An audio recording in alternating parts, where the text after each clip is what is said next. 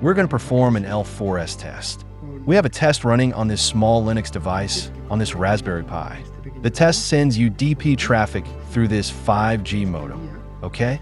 It is an outdoor router. I'm going to send it over NRN40. It goes through this Ethernet cable.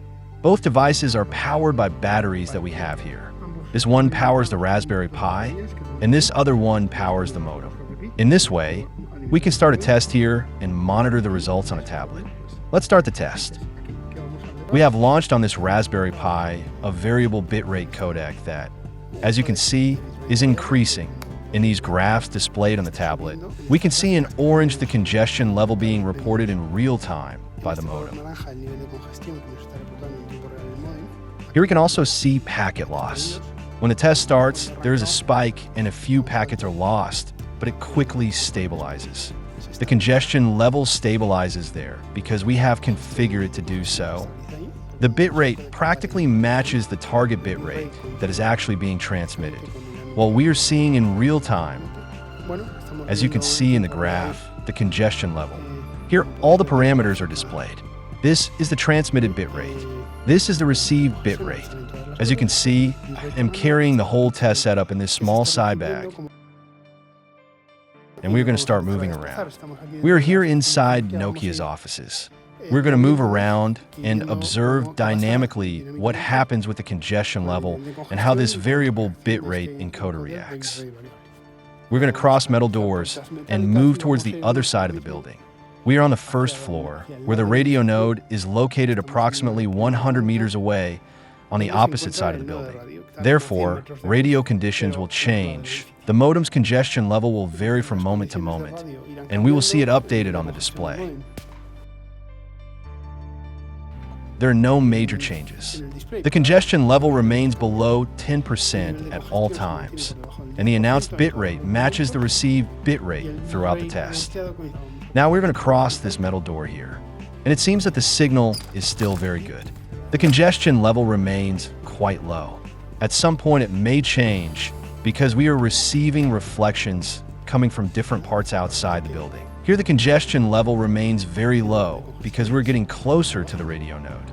And if we look here, the congestion level is extremely low. This is what we are seeing here. Right now is practically zero. There is no congestion. The system is operating an uplink on this N40 band with 20 megahertz bandwidth. It is transmitting continuously in uplink at the 20 megabits per second rate that we configured. Right now congestion is absolutely zero. Now, in the video, we are going to show where the node is located. At the moment, congestion is absolutely zero. Right now is practically zero. There is no congestion. It is operating an uplink on this N40 band with a bandwidth of 20 megahertz. It is transmitting continuously at the 20 megabits per second that we have configured to send. Congestion is absolutely zero. Now, in the video, we are going to see where the node is located. If you focus over there on that parking building, you can see a circular antenna, an omni antenna that we have on that side of the building. And right now congestion is absolutely zero. We are now going to move into a much more challenging area, an indoor section surrounded by elevators, where signal quality should drop significantly. This should be reflected in the congestion level while the system attempts to maintain an uplink at this rate. We are now moving away from the radio node. Throughout this entire period, since we started the test, the announced bitrate and the received bitrate have matched. Although there have been moments when the congestion level increased, we are now approaching a metal door that leads to the central elevator area of the building.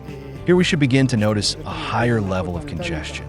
Let's wait here for a moment. Now we can see a little more congestion. Not much, but there has definitely been a noticeable increase. There has been no packet loss, but the congestion level has reached 100%. We can see how the bitrate has decreased because it reacted to the traffic congestion control algorithm. Well, once the congestion level reported by the modem dropped again and the bitrate had been reduced, the codec, which is configured to continue increasing its rate, starts ramping up again.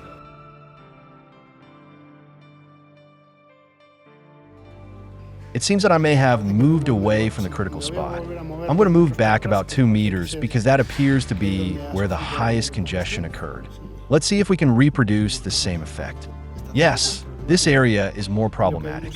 What we can see is that after a few seconds, it starts reporting higher congestion levels, and quite simply, the encoder reacts.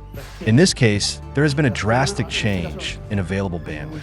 There was a small packet loss, but we can see how the encoder has adapted to the new radio conditions and is no longer losing packets. There's a congestion level because this area is probably surrounded by concrete.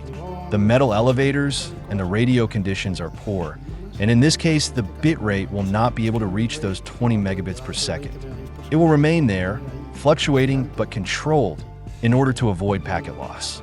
Now it is trying to increase again. It detects that the congestion level rises and then backs off. The bit rate is now increasing again. Well, let's continue the test. As we can see, if you remain in an area with very poor coverage, the application keeps itself somewhat. Let's move over there instead. This is the behavior of the encoder. It dynamically adapts its bit rate. This is the received bit rate, which matches what is being transmitted. Regarding packet loss, there was a moment in the most problematic area we passed through when some losses occurred, although the system adapted very quickly, within about 4 seconds. Now we're going to go through another metal door. Packet loss appears again here. Around the metal door, there were some losses, but the bit rate quickly adapted once more. Here we already have better coverage, and the bit rate will probably increase. We are now in an area with good coverage.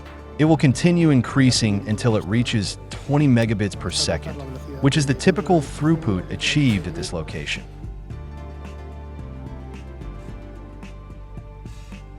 Okay, it has now reached the bit rate we had when we started the test, and we can see the result.